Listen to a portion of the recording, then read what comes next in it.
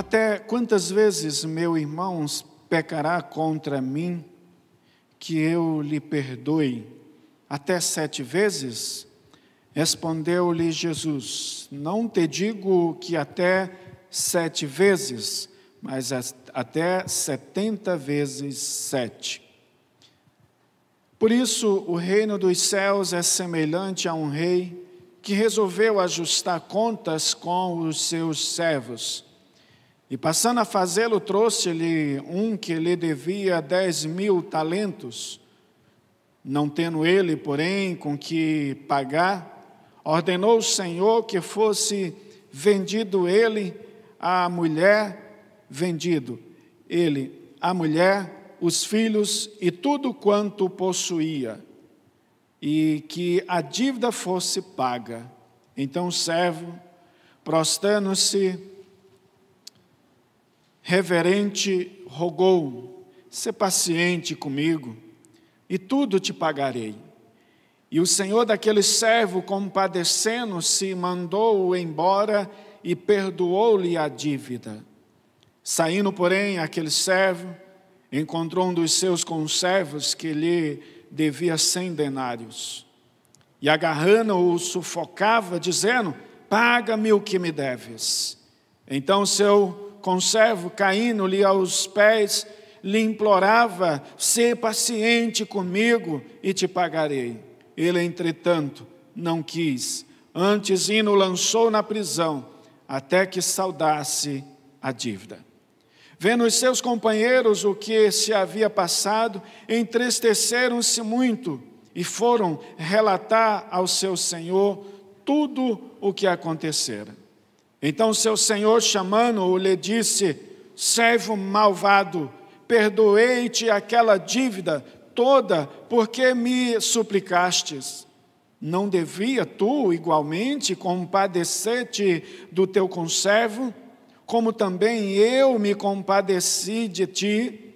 E indignando-se o seu senhor, o entregou aos verdugos, até que lhe pagasse toda a dívida. Assim também, meu Pai celeste vos fará, se do íntimo não perdoardes cada um a seu irmão. O tema do nosso sermão é a graça do perdão. A graça do perdão. Sempre que falamos e tocamos no assunto perdão, nós nos deparamos com as nossas realidades cotidianas. A igreja é a comunidade dos perdoados, e sendo a igreja a comunidade dos perdoados, a igreja deve exercer perdão. Meus irmãos, nós temos falado sobre o tema discipulado, caminhando em direção a uma cultura ao discipulado. E eu digo para você que uma das características do discípulo de Cristo é o exercício do perdão. Nós somos a comunidade dos perdoados, e o Senhor exige que nós exercemos o perdão. E nós aprendemos algumas lições aqui. O perdão é o assunto, primeiro é que o perdão é o assunto tratado por Jesus nesta sessão. O perdão é o remédio de cura, que cura as feridas e, acredite, revitaliza as relações humanas. Sempre que dispomos a perdoar, as nossas relações, elas são revitalizadas. Nós somos encorajados, animados. A ausência do perdão cria um ambiente, na maioria das vezes, constrangedor, e que pode até trazer prejuízos materiais. Por isso a igreja, longe disso, deve viver a cultura do perdoar. Uma igreja forte, uma igreja saudável, é uma igreja que pratica o exercício do perdão, porque estamos no mesmo nível, no mesmo padrão ao qual devemos buscar a Deus. Somos todos servos, e é interessante que o texto vai falar de servos e conservos, colocando todos no mesmo nível de perdoados e que deveriam perdoar. A ausência do perdão fez com que Paulo, meus irmãos, lá na igreja de Coríntios, censurasse os irmãos da igreja de Corinto por motivo de sua avareza. Alguns deles estavam até envergonhando o evangelho por levarem as suas demandas judiciais e tratarem isso no judicial humano, nos tribunais humanos. Naqueles tribunais onde o homem ímpio julgava as suas causas. E Paulo vem lá e Paulo adverte: olha, vocês precisam entender o aspecto do perdão. Vocês precisam encarar o perdão em todas as áreas da nossa vida. E aqui me faz lembrar essa questão do perdão que prejudica os relacionamentos.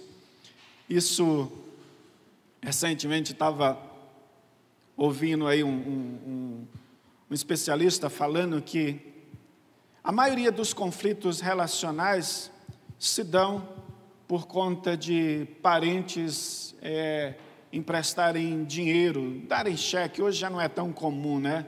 Mas fazerem dívida para o outro. Isso é danoso, né? Porque nós temos uma percepção muito errada da situação e, às vezes, por falta de sabedoria, entramos em algumas situações que não deveríamos entrar. Entretanto, olha o que Paulo diz: vós, quando tendes a julgar negócios terrenos, constituíste um tribunal daqueles que não têm nenhuma aceitação na igreja, ou seja, homens ímpios, homens que não conhecem a palavra do Senhor, homens que certamente não haverá piedade da parte deles em os julgar uma causa. Por isso se faz necessário que o perdão seja algo prático em todas as áreas da nossa vida, porque a ausência de perdão vai afetar os nossos relacionamentos. Em todas as áreas vai afetar. Não tem como. O perdão nos bloqueia. O perdão prejudica relacionamentos. E para a vergonha daqueles crentes de Coríntios, Paulo vai trazer à memória deles que eles deveriam sim. E Paulo diz mais: ó, só existir entre vós demandas já é completa derrota para vós outros, porque não sofreis antes a injustiça, porque não sofreis antes o dano, mas vós mesmos fazeis a injustiça e fazeis o dano, e isto aos próprios irmãos da fé. Ora, o que estava acontecendo em Coríntios era algo grave. Os irmãos estavam vivendo de uma forma tão desordenada que eles não estavam entendendo o princípio do perdão, o princípio da misericórdia. Isso é complicado, porque quando nós queremos viver um evangelho fragmentado, meus irmãos, nós vamos ter essas demandas, e se nós não soubermos reagir em tudo isso à luz das Escrituras, nós vamos ser prejudicados, relacionamentos vão ser afetados. Mas o que é o perdoar?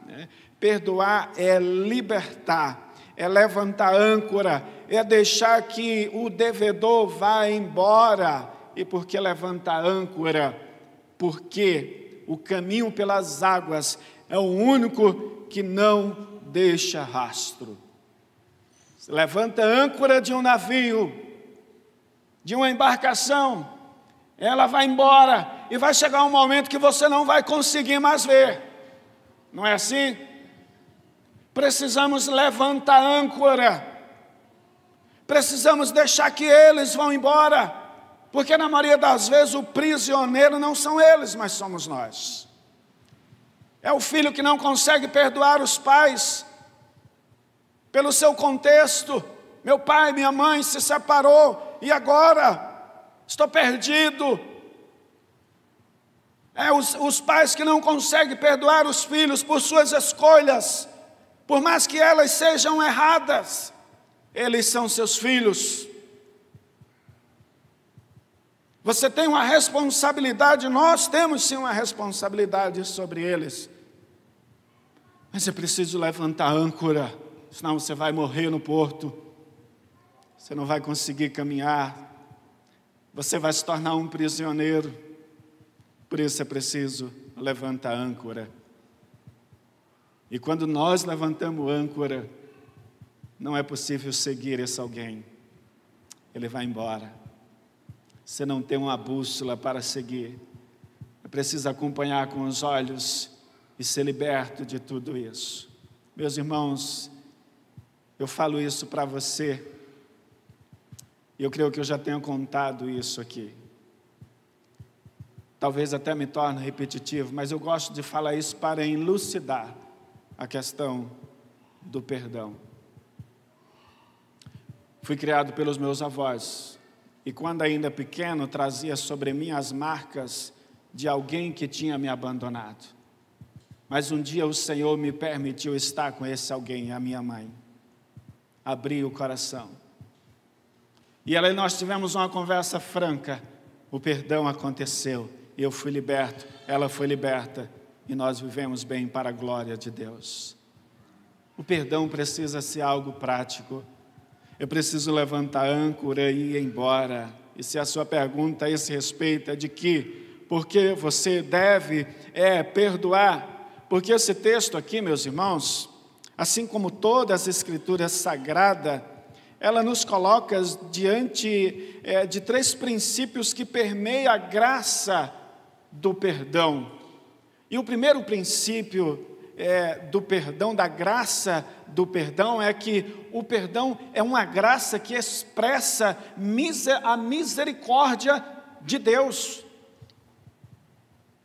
Se você compreende que você foi alcançado pela misericórdia de Deus, você vai compreender a graça do perdão. Deus não encontrou graça em mim e em você, mas Ele o perdoou. E sabe o que é mais triste quando nós pensamos em perdão, e isso é muito prático, é que às vezes nós somos tentados, meus irmãos, sequer perdoar o nosso vizinho. Nossos relacionamentos. Nós precisamos exercer a prática do perdão em todos os nossos relacionamentos. Pai, não é vergonhoso você pedir perdão para o seu filho, quando se faz necessário. Filho, quantas vezes você já pediu perdão para os seus pais? Quantas vezes vocês já choraram por conta das demandas que vêm sobre vocês, as pressões? Como nós precisamos exercer a prática do perdão, porque a prática do perdão vem carregado de graça, e o perdão é uma graça que expressa a misericórdia de Deus. O rei aqui é o Senhor perdoador, apresentado aqui, é uma alusão ao próprio Deus. É preciso dizer que a parábola contada aqui pelo Senhor não ameniza a gravidade do problema. Ele não está amenizando a gravidade do problema. No caso, a própria dívida.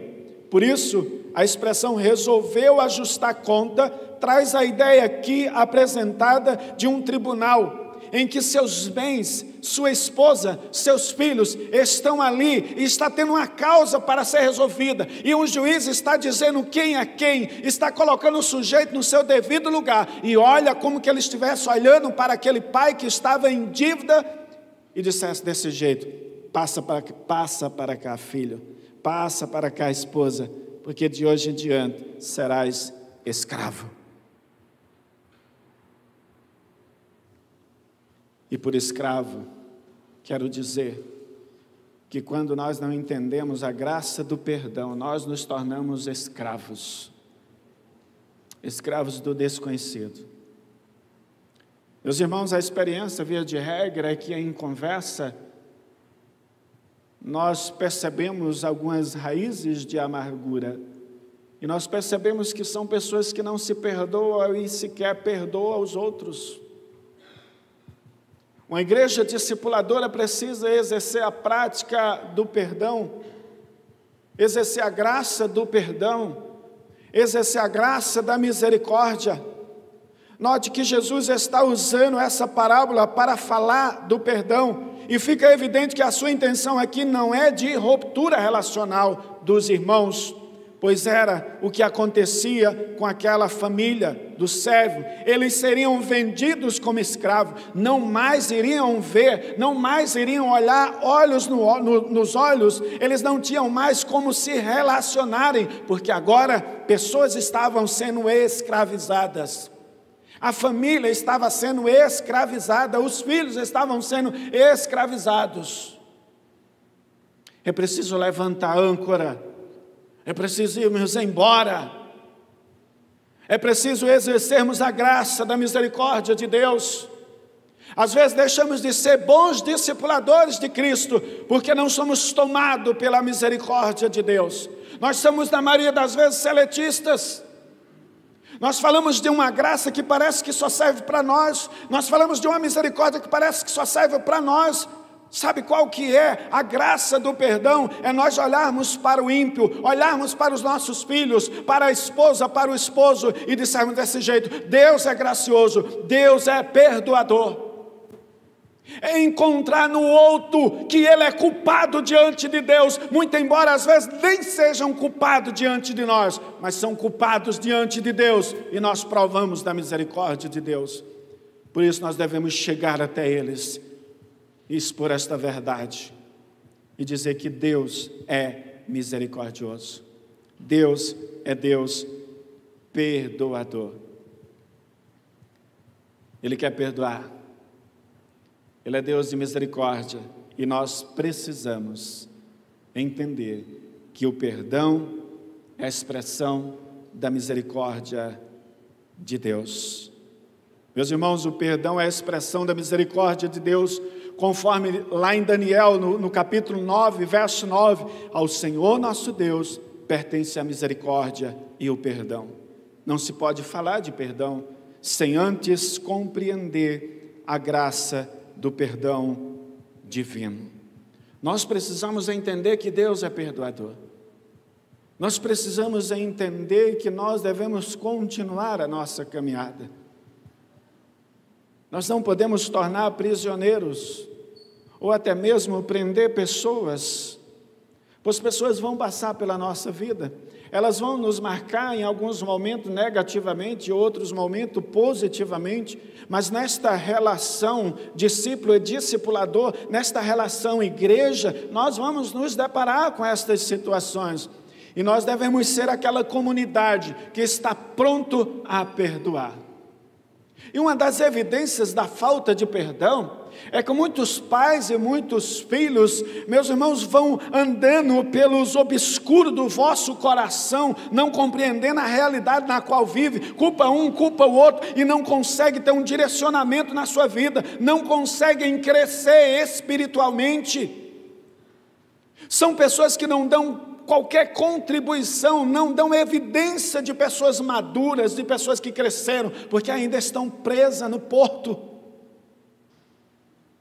Elas ainda estão lá. Tem gente que está querendo ir embora e elas estão lá. Elas não conseguem abrir mão deste sentimento egoísta, miserável. Não é isso que Deus quer para nós, meus irmãos. Não é isso que Deus quer para a sua igreja. O Senhor nos trouxe o perdão, a graça do perdão, e a graça do perdão é a expressão da misericórdia de Deus. Não basta reconhecer que é culpado, é preciso que tenhamos uma real experiência de arrependimento e confissão interior. É preciso que sejamos a semelhança do publicano relatado por Lucas. Ó Deus, sê propício a mim, pecador. Enquanto que o outro batia no peito, o outro dizia: olha, eu não sou tão quanto esse. Mas este homem aqui, ele diz: ó Deus, sê propício a mim, pecador.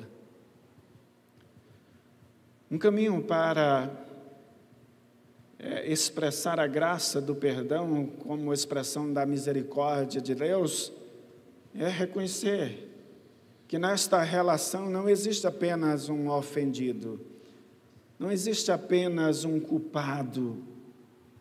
Nesta relação existem culpados. É o casal que chega para o pastor e diz, olha, eu não aguento mais, é isso, é aquilo. Não existe só um culpado, existe culpados, e nós precisamos compreender isso. Em segundo lugar, não basta entender que o perdão é uma graça que expressa a misericórdia de Deus, mas também faz-se necessário compartilhar desse favor imerecido, o qual o Senhor nos outorgou, nos deu. Favor imerecido. Em segundo lugar, meus irmãos, o perdão é uma graça que deve ser compartilhada. Se você entendeu a primeira parte de que o perdão é a graça que expressa a misericórdia de Deus, certamente você não terá problema em compartilhar esta graça, deste perdão. A palavra de Deus oferece algumas razões pelas quais devemos compartilhar essa graça, perdoando aqueles que nos ofendem. Veja, o verso 28 diz que aquele homem não entendeu o poder da graça do perdão, e ao sair da presença do rei, fez tudo o contrário ao que recebeu. A graça de ser perdoado em nada o afetou. Coração duro, coração voltado para si, coração voltado para o seu senso de justiça. Talvez o grande problema esteja aí. Nós idealizamos um senso de justiça corrompido, que é o nosso. Nós esquecemos de olhar para a justiça de Deus e nós nos prendemos ao nosso próprio senso de justiça.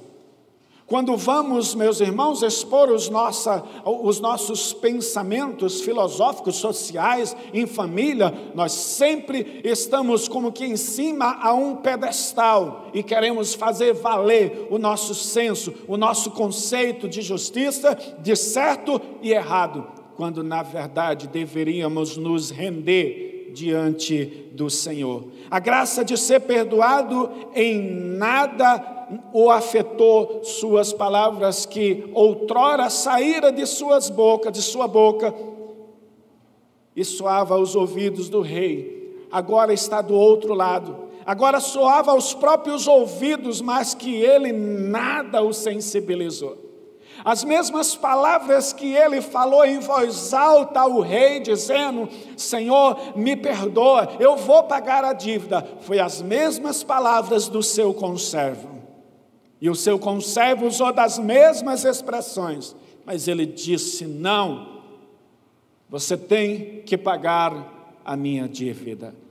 Seu senso de justiça não estava na misericórdia, por isso ele não poderia compartilhar. A grande dificuldade, meus irmãos, da vida cristã para alguns é isso. Seu referencial de justiça, de misericórdia, é esse sentimento meramente humano, é o seu conceito de bondade. Não é à toa que as pessoas batem no peito e dizem desse jeito, mas eu sou tão boa, imagina que eu vou para o inferno, mas fulano é tão bom. Você vai para o inferno sim, se o teu conceito de bondade, se o teu conceito de misericórdia está em você e não nas escrituras sagradas. Você me desculpa, mas isso é real. Eu preciso compreender isso. Pais, seus filhos podem ser boas pessoas, bons cidadãos, mas se o conceito deles de justiça, de verdade, estar em si mesmo, que não esteja nas escrituras, me desculpa, mas eles estão caminhando para o inferno. Por isso eu e você devemos compartilhar a graça. Eu e você devemos compartilhar esta graça que de Deus recebemos. O porquê devemos compartilhar dessa graça? Porque temos a Cristo como nosso maior exemplo. Uma forma disso acontecer olhando para Cristo, por causa do seu exemplo dado pelo Senhor, é que devemos perdoar. Então o seu Senhor, chamando-o, lhe disse, servo malvado, perdoei-te aquela dívida, todavia me suplicaste. Não devia tu igualmente compadecer-te do teu conservo, como também eu me compadeci de ti. Agora eu quero que você pense e aplique isso na sua realidade, na nossa realidade. Nosso olhar para fora, meus irmãos, deve ser um olhar de misericórdia e compartilhamento da graça do perdão. As pessoas que chegam até nós, aquelas a quem o Senhor nos permite estar ao nosso lado, é preciso exercer. Também devemos compartilhar esta graça por causa dos resultados que a mesma proporciona. Note, o perdão dá autenticidade à vida cristã. Ele deveria sair dali e falar exatamente aquilo que do seu servo, do seu Senhor, ele ouviu. Autenticidade à vida cristã.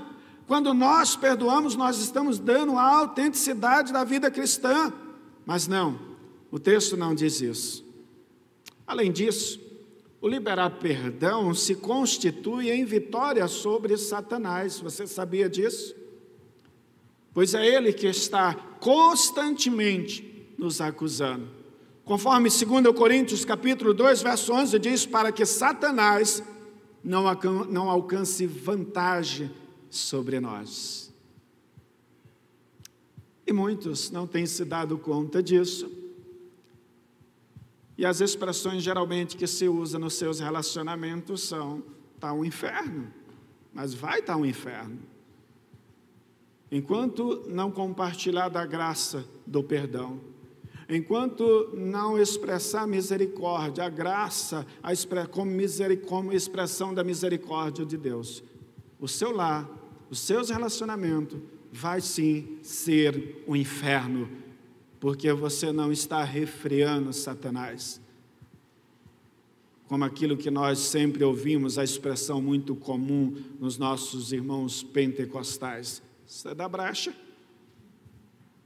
Não é assim? Mas em nome de Jesus, compartilhe a graça do perdão. Ela é abençoadora. A outra razão é porque devemos compartilhar a graça do perdão, é para que não soframos os males que pode causar a ausência de perdão. Mesmo Deus, que é rico e perdoador, age com rigor contra aquele que não é capaz de perdoar. Não sofra. Pare de sofrer. Vamos viver esta bênção da graça do perdão. Veja, fica claro de que o rei, sabendo disso, ele chama o seu servo. E desse jeito: como assim? Eu te perdoei. Faltou graça? Faltou compartilhar a misericórdia? Não, está errado. Deveria compartilhar, deveria perdoar.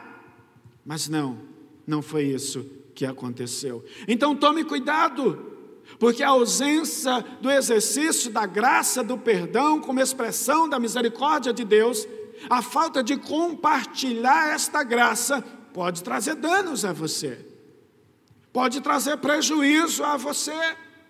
E acredite, Deus não quer isso dos seus servos. Deus quer abençoar a sua vida, Deus quer abençoar as nossas vidas. E em terceiro lugar, e por último, a graça do perdão não apenas deve ser essa expressão da misericórdia de Deus e ser também compartilhada, mas ela também deve ser uma graça sem limites. E talvez você diga: pastor, aí, sem limites, aí você já chegou num grau muito alto, porque sempre nas nossas demandas, nós parece que temos um caderninho, aquele caderninho invisível, sabe? O sujeito fica com ele escondido. Quando ele vê o irmãozinho, ele, tá aqui, né? Aquele final de ano, em família, estou aqui, mas eu não esqueci não, viu? Que vexame, não é assim? Como que nas famílias, nos relacionamentos não tivesse vexame? Como que tivesse um padrão de perfeição? Meus irmãos, de onde que nós tiramos isso? Principalmente quando parte da família não conhece as Escrituras Sagradas. E eu compartilho algo com você muito tranquilo. muito tranquilo. Eu lembro de uma experiência, uns primos, fui para o interior, dia de festa, final de ano, estava de férias, cidade pequena, meus irmãos, quando foi no outro dia, que vexame. A família sai lá de São Paulo para vir arrumar confusão aqui. Será que é só na minha família que pode acontecer isso? O perdão se faz necessário, o perdão é a graça que desconhece limites.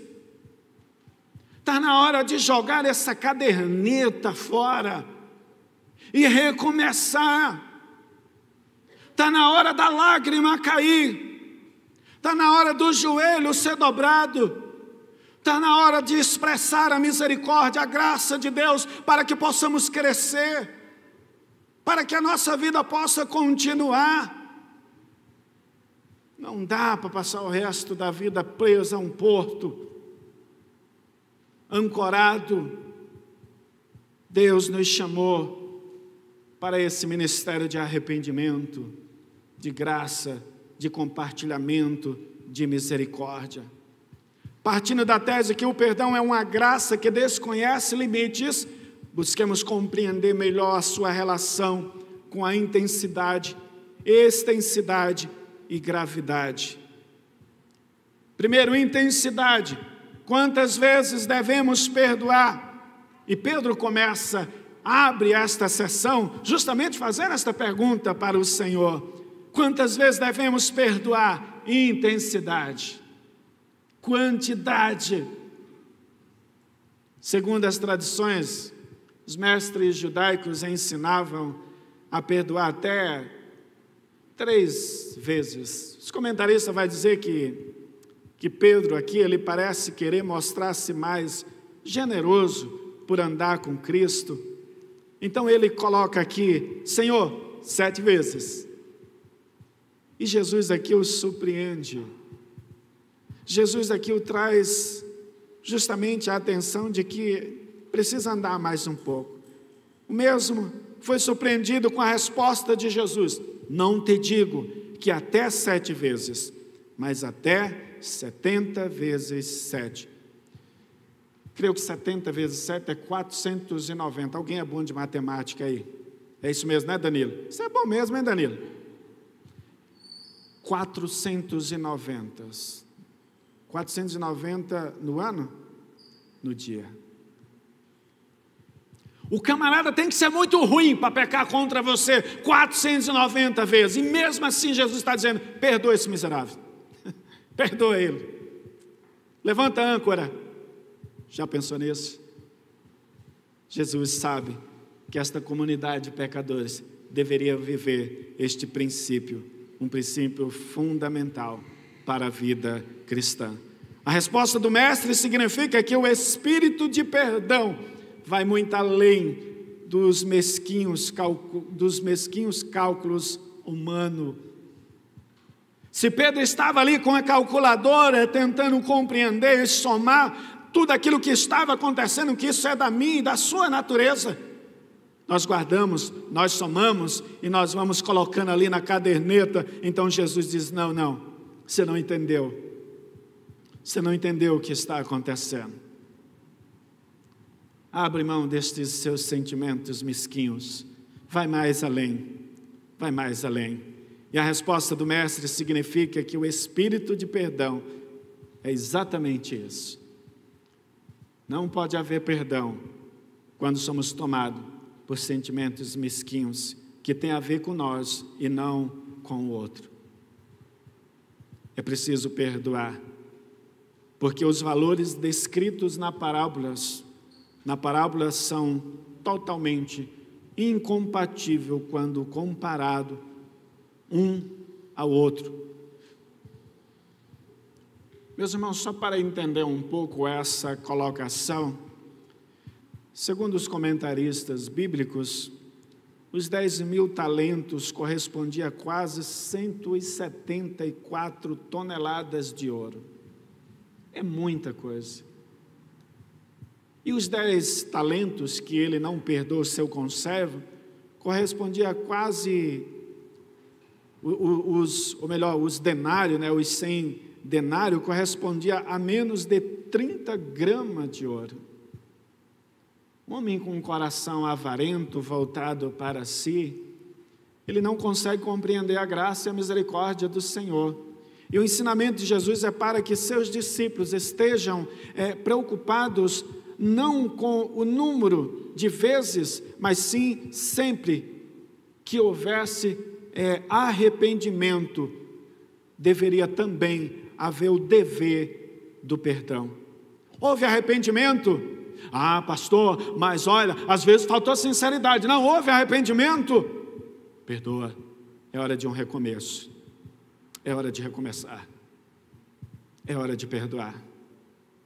Nós não conhecemos o coração do homem. O segundo aspecto nesse perdão sem limite é a ideia de extensidade, ou seja, a quem devemos perdoar?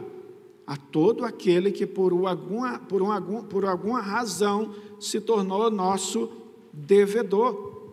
Muito embora o texto comece e termine nos apresentando aqui um ambiente de irmandade, conforme os versos 21, que abre assim, e o verso 35 termina com essa ideia de ambiente de irmandade. A expressão usada aqui para meu irmão também pode ser traduzido por meu compatriota.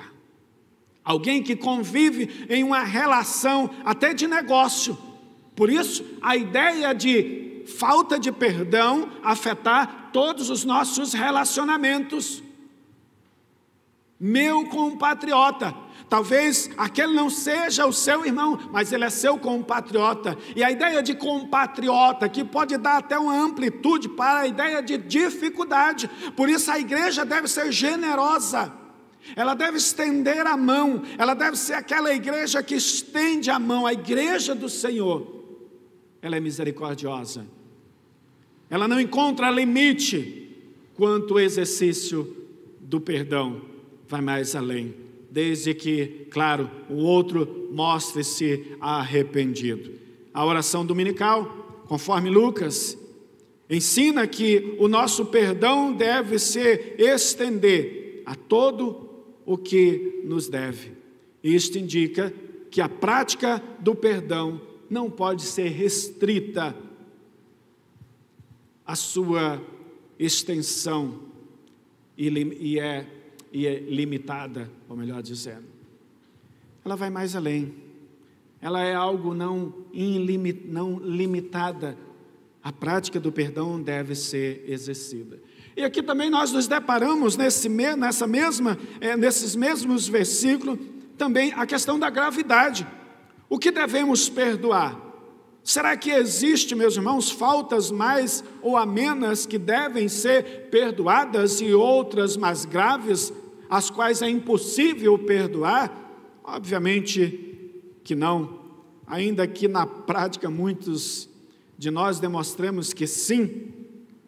A verdade é que, à luz da palavra de Deus, nunca devemos deixar de perdoar uns aos outros, pois a atitude de Jesus e de Estevão diante de seus executores comprova isto.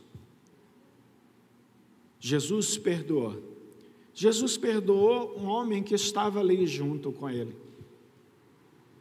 Jesus perdoou-nos em nome de Jesus. Não tem como nos calar diante da prerrogativa da graça do perdão.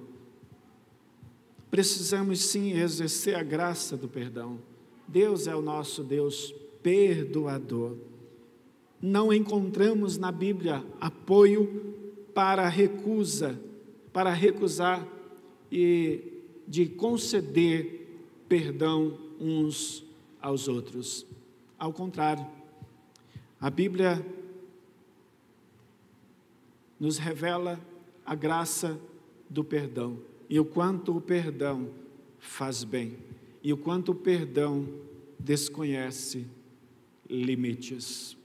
Em nome de Jesus, eu quero concluir chamando você a que expresse a graça do perdão. Seja misericordioso para com aquele que te ofendeu. Caminhe com ele mais um pouco. Se esforce. Você recebeu a graça, expresse misericórdia. Você recebeu a graça do perdão, compartilhe desse perdão, desta graça. Esta graça é sem limite. Todos os dias nós somos perdoados pelo Senhor. Meus irmãos, daqui a pouco nós vamos participar da ceia do Senhor. E nós fazemos uma análise da nossa vida, nós nos deparamos que durante esta semana, nós não tivemos uma semana tão piedosa quanto gostaríamos. Mas o Senhor é Deus perdoador. Ele nos perdoa e Ele permite que eu e você sentamos à sua mesa. Recomece. Ele é Deus perdoador. Compartilhe o perdão que você recebera de Deus. Exceda os limites imposto por outros, pelo mundo, que diz, olha, deixa de lado, desiste, ele não te quer, ou melhor, ela não te merece, ele não te merece, não recomece. É muito triste que, pensando nisso, eu já estou terminando, os conselhos que muitos recebem quando estão vivendo em conflito relacional, são esses. É a família, é o casal que está passando por crise e, ao pedir conselho, vem essa cultura mundana, vem essa filosofia mundana de hedonismo, de autovalorização de si, e diz, que é isso, você não merece isso, deixa isso para lá. Não, você merece, eu mereço, porque nós somos pecadores. É preciso que tenhamos consciência disso. Devemos, meus irmãos, como discípulos do Senhor, viver o ministério da graça do perdão. Devemos exercer perdão em todos os nossos relacionamentos. Tenha seus olhos voltados para o perdão e não para as ofensas. Lembre-se, levante âncora. A embarcação não deixa rastro. E você precisa parar de olhar para os rastros. Para de olhar para as marcas. Deixa ir embora. Se liberte disso. Levanta a âncora. Sai do porto. Sai do porto da angústia. Sai do porto onde você está aprisionado ao passado. Onde você não consegue sair disso, onde você não consegue dar um direcionamento da sua vida. Pai, em nome de Jesus, perdoe seus filhos, filhos, perdoe seus pais, amigo, perdoe seus amigos, se relacione, em nome de Jesus. Isso é tão real, meus irmãos, e ao mesmo tempo tão triste, que muitos cristãos são corajosos o bastante para dizer que estão saindo da igreja por alguma coisa que aconteceu. E eu digo, é porque ainda não entendeu o ministério do perdão, a graça do perdão, porque quando nós entendemos a graça do perdão, meus irmãos, nós somos fortalecidos nos nossos relacionamentos. Temos que aprender a ouvir as pessoas, temos que aprender a levantar a âncora junto com as pessoas, para que possamos tomar nosso direcionamento e sermos bênção à vida uns dos outros. Quero deixar esta palavra, amada igreja. Deus os abençoe, em nome de Jesus.